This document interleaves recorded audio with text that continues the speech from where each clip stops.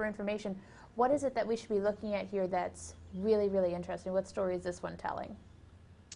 Well, this has a couple things in it looking at. One is they have quite a few pathfinders running around. And the reason is because they're pathfinders, which is their scout. Like Ed mentioned earlier, they're able to pick their improvements when they find ancient ruins. But also they fight as well as a warrior. So early on you have a warrior that's basically moving with the scout. So they can expand really quickly, you can find the ruins very quickly. And the other nice thing is this particular unit, the Pathfinder, when it upgrades from a ruin, if you do get a ruin and choose an upgrade, it actually upgrades to a composite bowman. So at least one of them will be a nice, powerful ranged unit. The other thing you see here is just the amount of territory that they have early on. I believe it's 12 hexes that they get right away that kind of automatically follows out the normal routines in the game. So if you put down a normal city as another civ, as your territory expands, it expands in a certain way towards things that are valuable. They get that expansion right away out the 12 hexes, so you can really snatch land really quickly early on, and maybe crowd out some other civs. There's a cost to that. You're gonna pay for it diplomatically if you really get greedy, but it's really handy early in the game. That is awesome. I know that, again, I'm just looking at the chat, and Mars also looking in the chat and seeing what kind of questions that people have. And, you know, the Pathfinder upgrade seems to be something that's really interesting. Can you tell us more about that? Sure, they pretty much get their upgrades the same way that any other unit does. It's just any other unit, you get it at random. So if you go over an ancient ruin, you can get population for your city, you can get enough religion or faith to found a pantheon, you can get a unit upgrade, you can find maps. They just get to choose the order. So as you're going around finding these ruins, you get to choose the order you get these. So the first time you might decide to upgrade to the bowman, the second time you might decide to get your pantheon right away, to start down that religious tree. It gives you a lot of power in terms of what you want when. The other kind of interesting thing that I'm getting from the screenshot is in Civilization, the Shoshone found cities, but in real life, they were actually, you know, not a very city building type of empire. They had large amounts of territory that they controlled, but they didn't really settle down Why into, do they call them civil wars? discrete settlements on the map where, you know, like you would see in Civilization. So what we ended up doing, we had a little bit of a challenge when we were trying to come up with the names for the Shoshone cities, and we actually decided to name them based on the different tribal groups within the kind of nation of all the different Shoshone. So that's, people may not be familiar with the names and be wondering where they came from, but the more you read about the Shoshone, you'll see these names cropping up. That's excellent. So if we move past the Shoshone tribe and back into the Civil War, while listening to the Shoshone tribe stuff, I kind of maybe accidentally moved my cannons into the water. But that's okay, because Leesburg is almost done, and I get to choose a production. So chat, what production should I choose? Yeah, your cannons are just embark. You'll be able to just move them right out. The north actually has the ability to embark, so they're not bound by all pontoon bridges like the south are. It looks like you only have 2 iron left, but I would go ahead and that'll mean you can build 2 more cannons. And whichever cities have the equipment, the foundries and whatever that they need to build cannons, you should, when they come up and are ready to pick production again, you should definitely choose cannons every chance you get. Cannon just happened. Getting more. So I picked some cannons. Another question that we have from our Facebook viewer is from Matthew Doro, or DeRuff, depending on how you choose to pronounce the name. And his question, I'm going to read it as dramatically as he asked it. What are the changes to existing civilizations? I liked how you paced that. Well, he has... Good lead in there. The syntax is there for me. You know, so this is exactly as he wrote it. It is what are, full stop, the changes, full stop, to existing, full stop, civilizations, question mark. Okay, well, I'll try not to put quite as many full stops in my answer, but we'll go ahead and explain that there's been a whole lot of speculation about the changes to existing civilizations, and it all came from the fact that we revealed that we had totally overhauled France and come up with a brand new plan for what France's abilities were going to be. We were going to give them a new, unique improvement. And I think they got everyone really excited that we were going to go through all the existing civilizations and revamp them pretty thoroughly. And, you know, we were spending a lot of time getting all the new features of Brave New World online. We knew that there were some civilizations that really needed upgrades to play properly with the new Culture Victory and some of the other new systems and games. So we attacked those areas, but we never went through and decided, oh, we're going to go through, you know, there were 34 civilizations already in existence before Brave New World came out. A lot of them were working just fine. So we didn't make extensive changes on the order of France to really anybody else. But there definitely are some changes that we made that I can run through real quickly. The number one, you know, behind France, Arabia was the next civilization that got the most attention. We wanted, since their unique ability had been built on trade, them to take advantage of the new trade system. And so now what they have is they have the ability to send out caravans just like everyone else does, but their caravans have 50% more range than other civilizations. And that just means they're going to be able to choose probably twice as many targets for their caravans when they build them initially. And that's going to give them more lucrative trading routes because they're able to, you know, pick the prime cities to be their trading partners. They also spread religion along trade routes at sort of double strength compared to the way religion normally spreads along trade routes. And that's another great advantage. You'll want to play a religious game if you're going with the Arabians, and you'll want to think not only about the other considerations, like which civilizations you can put trade routes up to get more science or more gold, but you're really going to want to think real hard about where you want to send your religious pressure next, and then focus, you know, maybe a couple different trade routes on those cities. The other things that we did, we wanted to make sure that the other civilizations that are always been good for culture victories in Civ 5 would remain good for culture victories. So, for instance, the Polynesians, they have those wonderfully wacky Easter Island head statues that everyone loves, and you can build them as a Polynesian player by lining them up along the coast, and they build up more and more culture. But we wanted to make sure that there was a way within the game that culture that they normally get out of their Moai statues also translates into the tourism that you need to win the culture victory. So we didn't actually have to change the way the Moai work. But what we did have to put in the game was we had to make sure there was some mechanism to translate culture that you're getting from improvements on the map into tourism. And so what we have done is we've added 2 new buildings in the game, a hotel and then an airport. And as you first add a hotel to a city and then later add an airport to a city, what it's going to do is it's going to take the culture generated by your Moai statues, or by any improvement really that generates culture, and turn it into tourism. And so that's sort of a new powerful path for the Polynesians to get to the culture victory.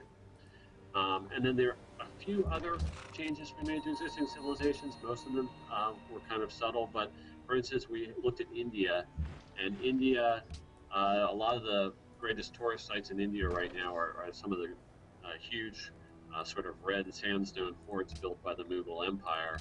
And we did actually add the Prime Red Fort is one of our new world wonders in the game. But all the Mughal forts that the Indian civilization can build themselves in each of their cities, we made sure that we took the bonus that they receive late in the game after you've researched flight, you can fly all those tourists into those sites. We took that bonus and we switched that from being a gold bonus and we made it into a tourism bonus, so they also can go toward the culture victory. So that's pretty much the full extent of the changes to existing civilizations. I might be forgetting 1 or 2 others, but I think that's the bulk of it. It seems like a lot of changes. I mean, everything about this expansion is really, it's major. It's very, very robust. And I think, you know, that's something that I've been reading a lot about in the Civ Fanatics forums, is just people are impressed by how much this is bringing to their game. And I know this is something that's kind of discussed in the Polygon article too, but you know, you guys are really bringing a lot to the table with Brave New World. You know, do either of you have favorite changes, things that you're looking forward to as far as the game is changing?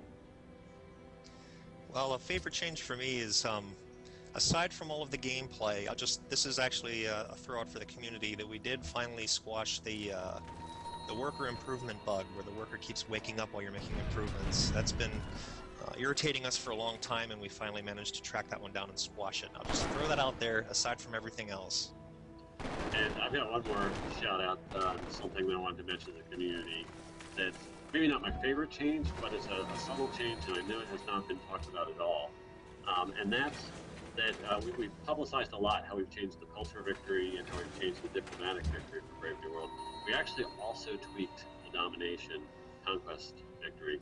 It used to be that in order to go for a conquest victory, what you would want to do is just make sure that you were the one who conquered the last capital and knocked that last player away from having their capital. But what you could do is you could have like another militaristic player do most of the conquering of the world, and you just go in and snag that last one for the conquest victory.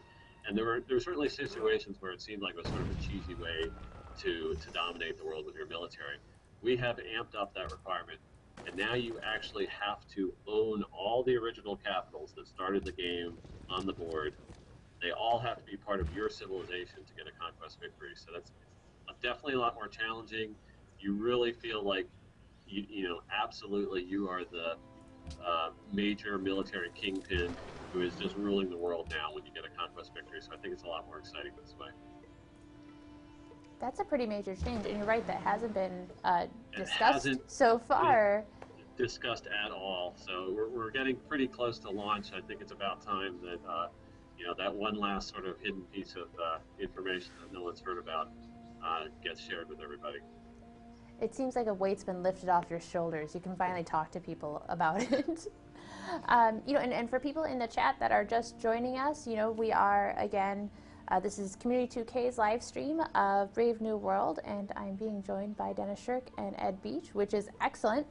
And they are being extremely forgiving as I'm running through this scenario. You know, it's funny because I'm running through it for the first time, and a lot of people in the chat are seeing a whole bunch of mistakes that I'm making. But one of the things I like about Civ is it's very intuitive, where even though I made a lot of noob mistakes, like a lot of new mistakes, totally admit it, not hiding from it, I'm learning from those mistakes fairly quickly, like, and I can see what I need to do better things, like not throw, you know, not run into situations and not have my poor lowly infantry guys going up against an entire city for no reason. So I'm definitely learning from those, and I'm happy that I have people in the chat that are telling me a little bit more about it. and really, the community's been very, very helpful to me this entire time, and something that I was able to do recently was head down to E3 and actually talk to somebody from the community that many of you know. And we're going to go ahead and run that video now while I keep working on things. Just in case you missed it, Leesburg is mine. Totally Congrats. mine. Thank you. I'm really pumped. I'm going to go try to do it with more than one city. We'll see how that goes. So let's go ahead and play the video, and while we're doing that, I'm going to go ahead and keep fighting the good fight. All right. Got a couple more turns. I can do this. I met him on the Civ Fanatics forums, and I'm getting ahead of myself. Why don't you introduce yourself and tell everyone what it is that you're doing? Hey everybody. By about this point in time, if you recognize my voice, kudos to you. Otherwise, I am known as the Mad Jim. So hey, free reveal for E3. Close your eyes and listen. You'll recognize it from a podcast. Well, there's Polycast and Beyond the Monuments. Of course, I'm also a member of the content staff for Civ Fanatics.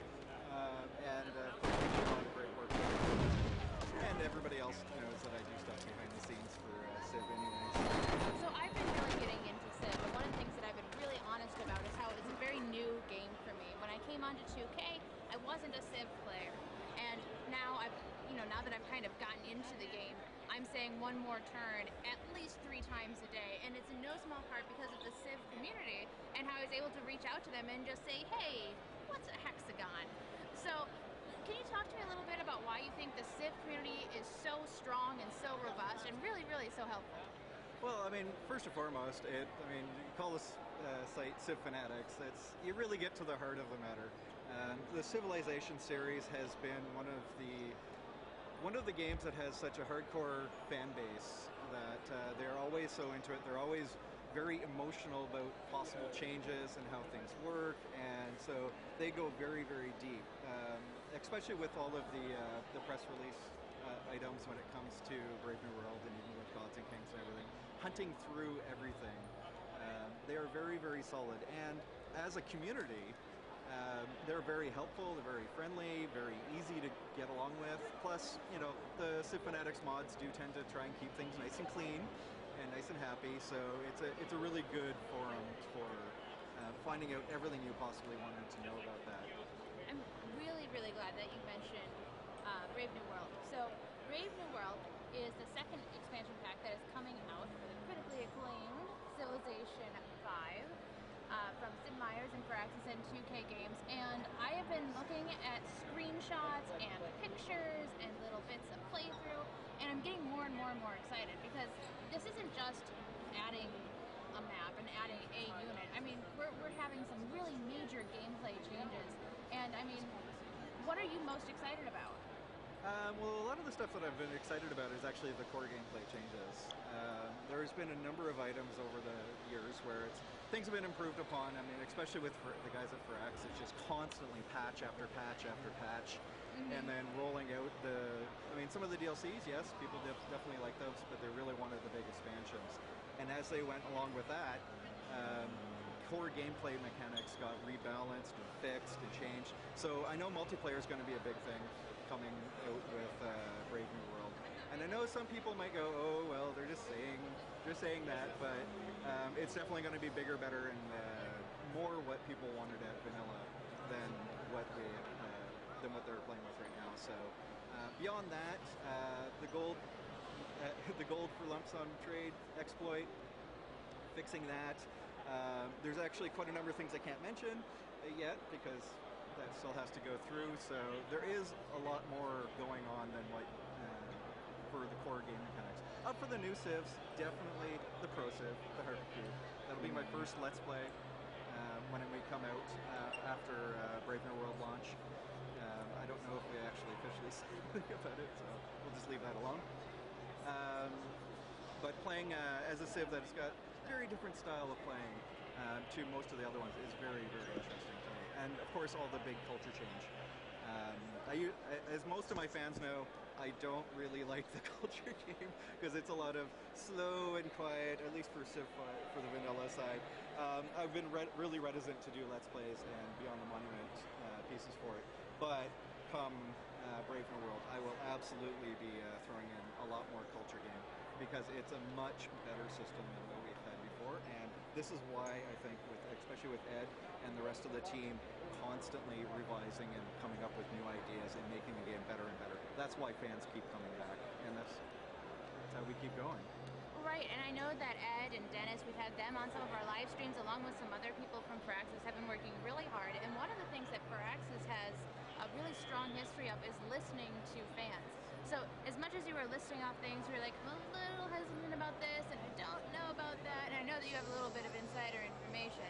I mean, I think at the end, it really is a lot of what they're doing. It's a response to the community, and they're there and they're listening and they're saying, oh, so we need to fix this, and you really like this, so let's do more of that. And I mean, a lot of it sometimes is just it's design based on feedback, which I think is a really great thing, and I think it speaks to how strong the Civ community is. Yeah, it's not just feedback from some of the people who may have closer interaction with the developers, but I mean, I know that Dennis and Ed and the whole team constantly go through the 2K forums, through the Civ Fanatics forums, and even some of the other ones to make sure that what the fans like and don't like get looked at. And when there's a lot of people wanting change, then they do tend to take a look at it. Now, they don't always do it because balance is balance, and just because everybody wants their little princess pony in the game doesn't necessarily mean it's going to become a feature. Doesn't mean it's going to fit. It's not going to be a feature. But other than that, when it comes to balance and mechanics changes and things people want, yeah, they definitely take a look at it, and they definitely love the fact that they get so much feedback. It makes their job a lot easier. Absolutely. So Derek is a huge part of the Civ community and just the 2K community in general, and I hope that you guys are too. You can find all of our stuff on Twitter at 2KGames. You can find us at facebook.com/2KGames. You can also find us at facebook.com/Civ, where you'll get all of the social postings, and like Derek was mentioning, there's been a lot of stuff lately, a lot of really fun community unlocks that you guys have come together, and just information is getting out there faster than ever because you guys are unlocking it faster. Definitely. So you can also find me at blog.managen.ca, where you can find everything about Civ and Brave New World that I'm doing. Of course, for the recording schedule and the new LPs and everything else.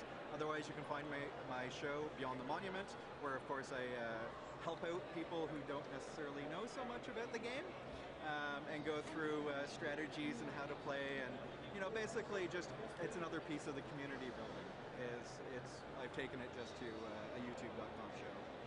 Great. Well, thank you so much for taking the time to talk to us. I'm gonna let you loose on E3 because I know we don't have too much more time on the show floor, but I appreciate you taking the time, Darren. Yes, no problem. Thank you. Thank you.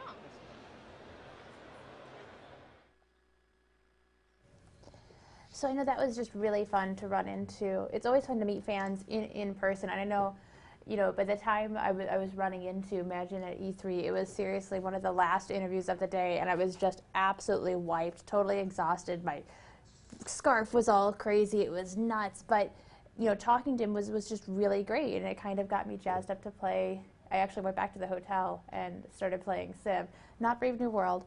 But I started just playing Civ because that's kind of the thing with being able to reach out and talk to you guys is it's really fun, and you get a new perspective, and it's fun to meet people that are as jazzed up about the game as I am, which is always good. And I know Mara's shaking his head and agreeing.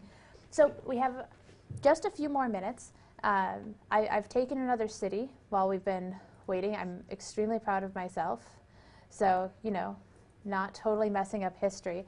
But in the time that we have left, I want to let you guys know that as we close out the show, we're going to be showing another image, this time of Venice. And this is a community exclusive image, so you're not going to see it anywhere else. And of course, after the show, we'll put it up on Facebook because it's another one of those screenshots that really tells a story, so you guys can go through and scrutinize and talk about it. But before we do that, what I want to do is ask this one question that I know I've been calling out who's been asking the questions both from Facebook and the chat. And this question comes from everyone on the internet, Dennis and Ed. This is from everyone. What can you tell us about improvements made to multiplayer? Improvements made to multiplayer. We've really dug in deep on multiplayer this time around. We had a full team for the entire duration, and he just went crazy, the multiplayer lead. We've got a new sequential turn mode that allows players to play just like they play single player, one turn after the other. We've got a new hybrid mode which allows you to play all at the same time until wars break out. So if you have 4 people in a game and 2 humans get into a war, those 2 humans will switch to sequential, so they have fair turns being taken while everybody else stays in the regular asynchronous mode, so it doesn't interrupt their play. We've got Pit Boss coming in, and that's part of the core application now. So that can run as a server mode, so you can have players come in, take their turn, leave, come back later, and it'll send you either a Steam notification or an email notification to let you know it's your turn. And eventually, once we get enough feedback on that one, we'll also follow that up later this fall during the fall balance patch with a standalone exe that doesn't even require a Steam account to run, so that'll be very cool. We've got an observer mode in multiplayer now, so you can actually go in and watch other people play if that's your thing. You can go in to learn, you can go in to just hang out. One of my things. One of the cool new things that we've added is the ability to play custom maps in multiplayer. So all of the core game maps, if you as the host and anybody you're playing with wants to play a certain map, you just drop the map into your maps directory, the game will read it in, you can all play custom maps if you want. We can kick people from the game. We've increased all the UI throughout all the multiplayer, so there's notifications for if you've been kicked, if you've disconnected, if you've had people hot joining in. We've rewritten all of the hot join code and the host migration code. We've reworked the lobby to include a lot of new UI, so you can actually custom set slots for human only, open, AI only, that kind of thing. There's just a tremendous amount of small little things that we've put in, a lot of just a lot of little bug fixes, a lot of little polish, a lot of out of sync squashed. So I think a lot of people are going to appreciate the new polish that's been put into this. Looking at the chat, I think that you're right, that a lot of people are going to appreciate this new polished multiplayer. And like I said, everybody's been asking about it. So before we close out the show and reveal that image of Venice, we do have one more look at the XCOM iOS. Have you guys played the game yet, Dennis and Ed? The new on iPad? Mm-hmm. I have it on my iPad. I haven't played it yet. I've been too busy playing the PC version, which I finally had time to play since we finished Brave New World. So I finished 2 complete playthroughs of the PC version last fall before we got too busy, and I was really happy I got them in then, including going through classic Iron Man, so I feel like I've been through the XCOM wars with everybody else now. with so many mobile teams in the building, it's funny because even as you're walking around, pretty much everybody in the building is playing it right now. Even like the directors that don't always have a lot of time to play game, you walk into their office, they're eating and they're playing XCOM on their tablets. It's all over the place inside the building. It's amazing. Well, that's definitely something that is reflected in our next video. So Mara will get that video set up, and everyone that's super excited to see that screenshot of Venice, just stay tuned. And in the meantime, take a look at some of the consequences of playing XCOM iOS that Dennis and Ed might soon be running into themselves. XCOM is all about consequences. Soldiers can die, entire countries can abandon the XCOM project. Right, and now all of that is available on iOS? Yes, we're taking that AAA experience that we just put out on consoles and PCs, and we're putting it out on iOS devices. So for us, it's exciting to take something that big and release it on devices that small. Absolutely, that's fantastic. And now that it is so widely available on phones, on tablets, are there any new consequences fans should be looking out for? New consequences on mobile XCOM? I don't know. Sam, what the hell? Chrysalids.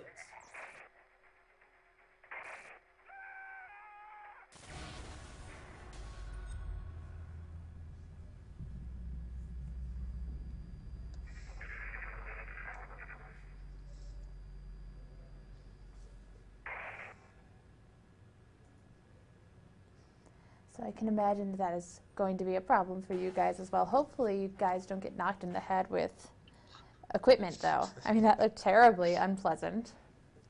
It's usually just collisions in the hallway. I can see that happening.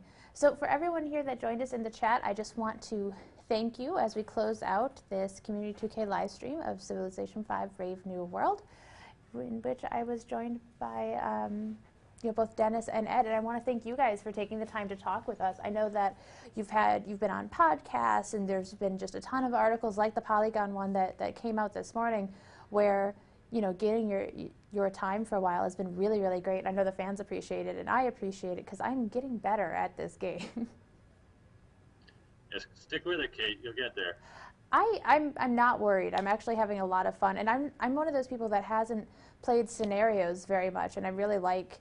I like that it has restrictions, and I like that it is, for lack of a better word, scenario-based. I'm having a lot of fun with it so far, and I can't wait to go into this one and the Scramble for Africa as well. So I'm going to keep playing after the stream.